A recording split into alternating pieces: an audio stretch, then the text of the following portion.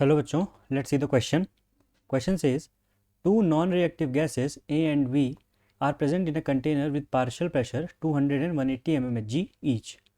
If a third non-reactive gas C is added, then total pressure becomes 1 atm. Then mole fraction of C will be. So let's solve the question. इस question को solve करने के लिए जो की concept हम use करेंगे वो की कॉन्सेप्ट है Dalton's law of partial pressure.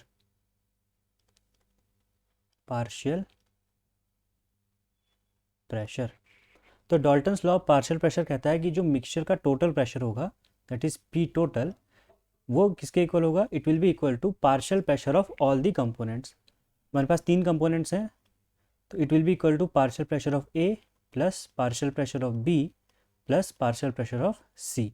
जितने भी कंपोनेंट्स मिक्सचर में प्रेजेंट हैं उन सभी के गैशियस कंपोनेंट्स, उन सभी के अगर हम पार्शियल प्रेशर को ऐड कर दें तो हमें टोटल प्रेशर मिल जाएगा. तो यहाँ से हम partial pressure of C calculate कर सकते हैं. तो टोटल प्रेशर हमको लास्ट में दिया गया 1 atm and 1 atm is equals to 760 mmHg. 760 mmHg के इक्वल होता है 1 atm.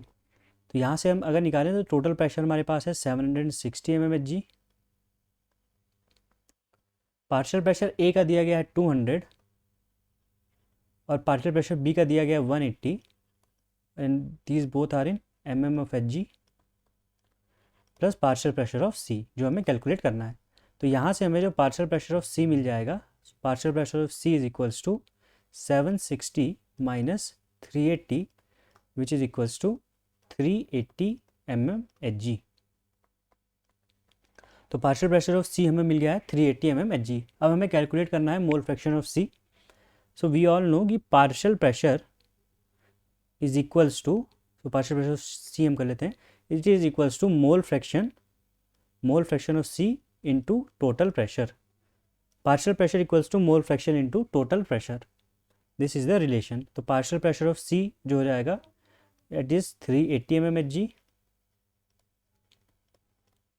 Equals to mole fraction of C into total pressure हमारे पास जो है वो है 760 mmHg. तो यहाँ से हमें जो मोल फ्रैक्शन मिल जाएगा सी का that will be equals to 1/2 which is equals to 0.5. The correct answer of this question will be option number B. Hope you have understood it well. Best of luck.